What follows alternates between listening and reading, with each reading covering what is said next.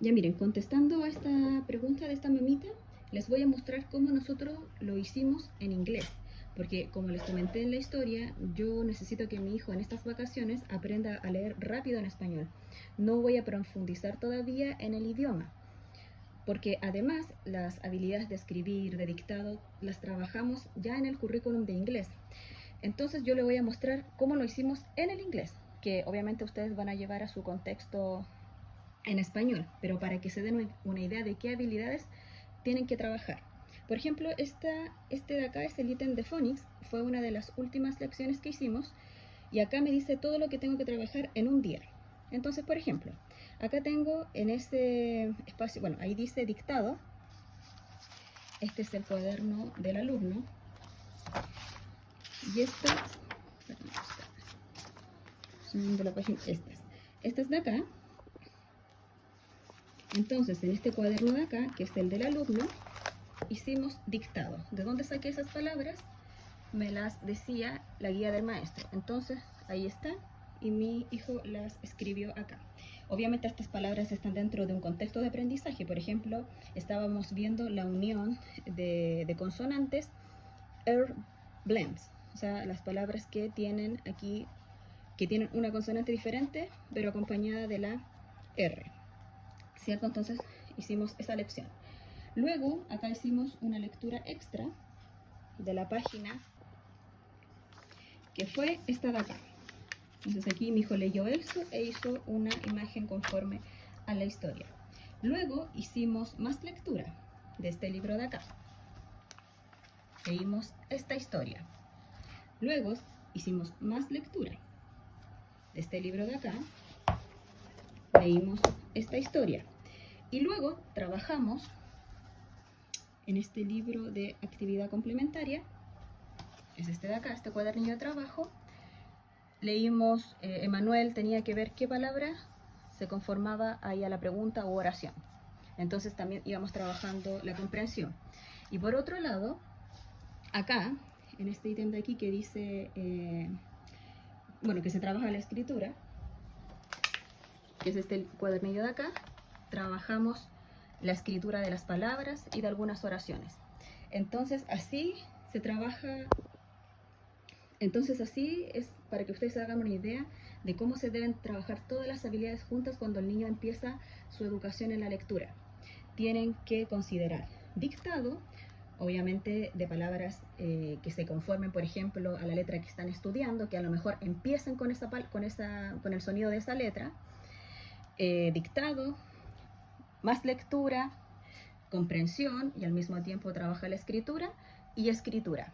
Obviamente todo dentro de el contexto, dentro de un contexto. O sea, obviamente si están viendo la letra M, no vayan a dictar palabras con la letra, no sé, P, por ejemplo.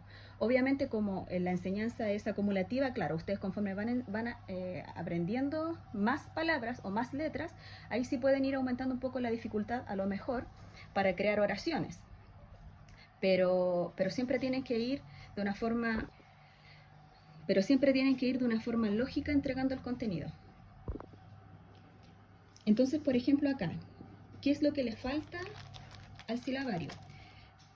Al silabario, por ejemplo, acá le faltaría escritura. Yo sé que hay una versión que ahora trae escritura, letra manuscrita, ligada. Creo que también así le llaman. Pero nosotros tenemos esta versión antigua. Entonces, por ejemplo, si ustedes pasan la lección de la letra P, ya está bien, el niño está leyendo palabras, pero la idea es que también haya dictado de esas palabras para que el niño vaya decodificando, creo que es el término, los sonidos. Ya, busqué bien el término y es codificar, que es la habilidad de escribir una palabra traduciendo los sonidos en palabras completas, ¿cierto? Entonces, la habilidad de codificar se tiene que entender como el dictado. Ahora, es mucho más difícil escribir palabras que uno le dicta a que las lea. Es mucho más difícil hacer esa codificación. Por lo tanto, cuando ustedes hagan el dictado, tienen que ser muy enfáticos en pronunciar, en hacer énfasis en los sonidos, por ejemplo, con el que empieza la letra. Entonces decía que tenemos que ser muy enfáticos en la reproducción de esos sonidos, tanto para la letra con la que empieza la palabra y con la que termina. Pero también en este caso, como tenemos una vocal al medio, podemos prolongar el sonido. Por ejemplo, decir rat, rat, rat. Entonces, para que el niño pueda escribir esa palabra traduciendo los sonidos que le estamos, en los cuales le estamos haciendo el énfasis, ¿cierto? Para que pueda escribir la palabra correctamente. Ya, aquí voy a hacer un video de cómo no tenemos que enseñar a leer al niño si es que el método que queremos ocupar es el método fonético. El método fonético simplemente consiste en enseñar a leer por los sonidos de las letras. Obviamente el niño, si va a aprender en algún momento el nombre de la letra, en este caso, por ejemplo, la letra P, ¿cierto? P es el nombre de la letra, pero su sonido es pa, pa, pa. Ya. Entonces, ¿uno cómo le enseña a leer con el método fonético? Juntando los sonidos. Pa, a, haciéndolo cada vez más rápido hasta que el niño logre unir estos sonidos. Y lea, por ejemplo, esto no es una palabra, pero si lo queremos a modo de ejemplo, aquí diría pa, ¿cierto? Pa, pe, pi, po, pu, ¿cierto? Pa, a, pa, p, e, pe, p, i, pi, p, o, po. Y entonces se me cortó el video. Bueno, pero decía que unimos los sonidos para formar palabras. En este caso, p, i, pi, p, o, po, p, u, pu. Este método se llama fónico-silábico porque va juntando efectivamente los sonidos de las letras, pero después el niño aprende a leer por sílabas. Este método funciona muy bien en el español porque el español es un método fonético. ¿Qué quiero decir con esto? Que las palabras se leen tal cual se escriben. Por ejemplo, acá dice papa, nada más. O sea, no tiene dificultad el idioma español para aprenderlo a leer en ese sentido. Lo que sí tenemos es que hay muchas palabras más largas que en el inglés, por ejemplo.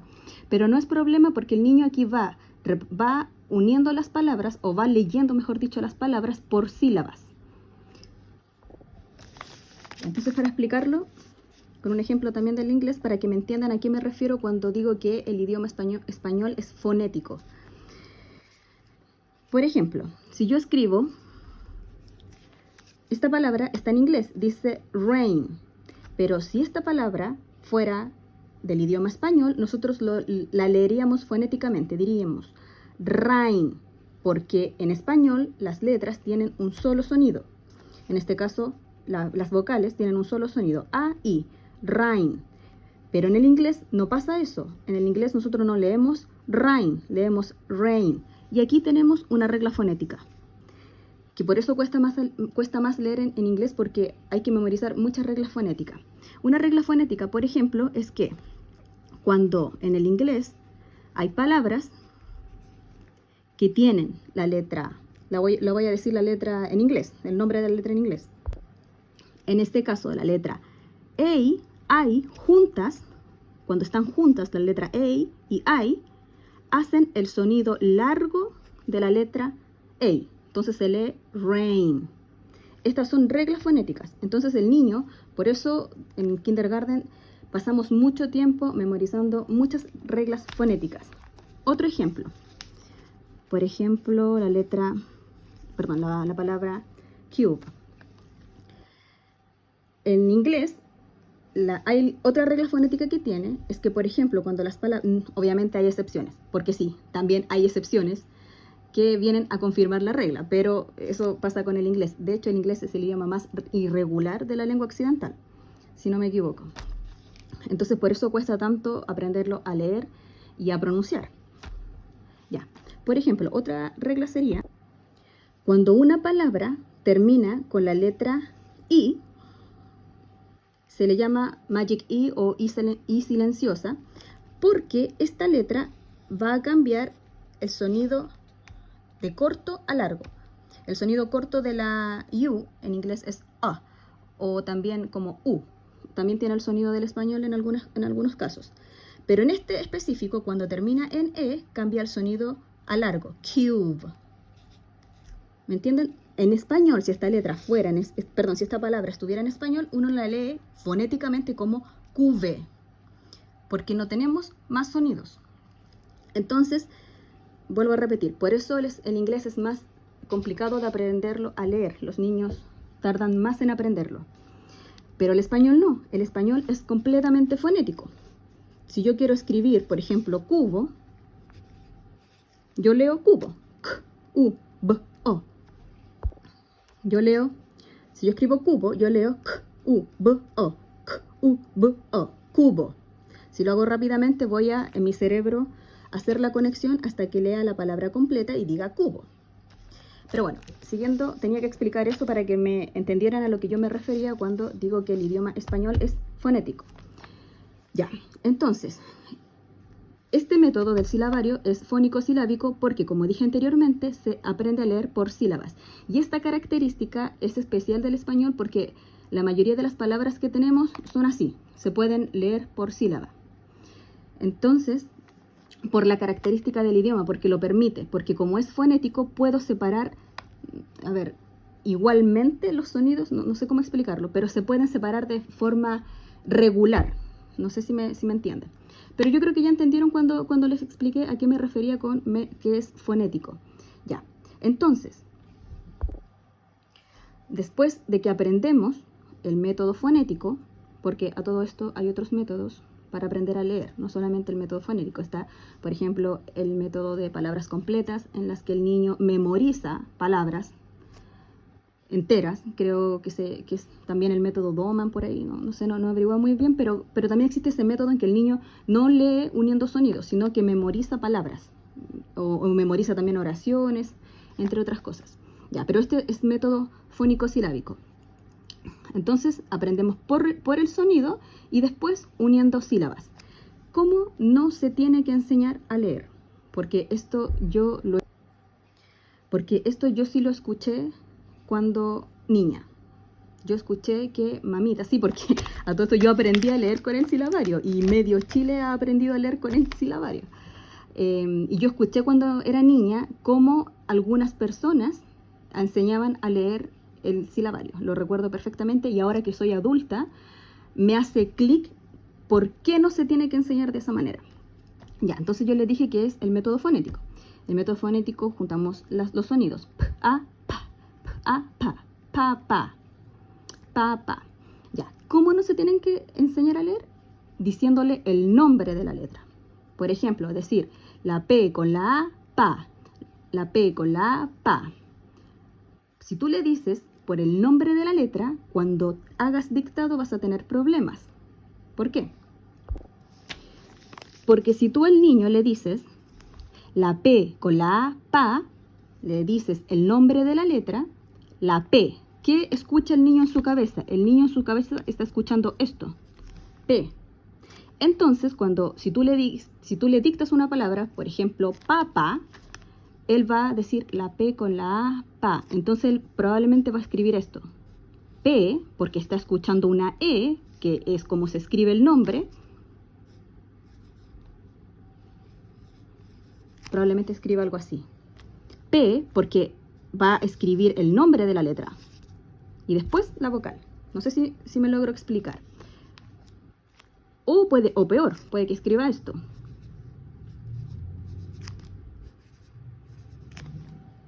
Peor.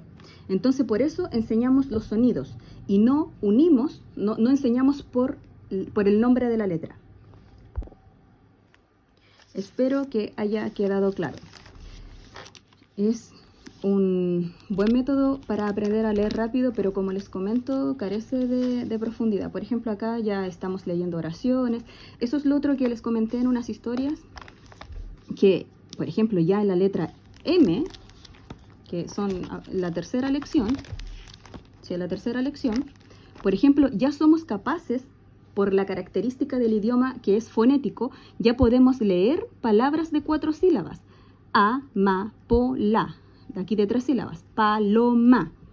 En el inglés eso es imposible en una primera lección de lectura.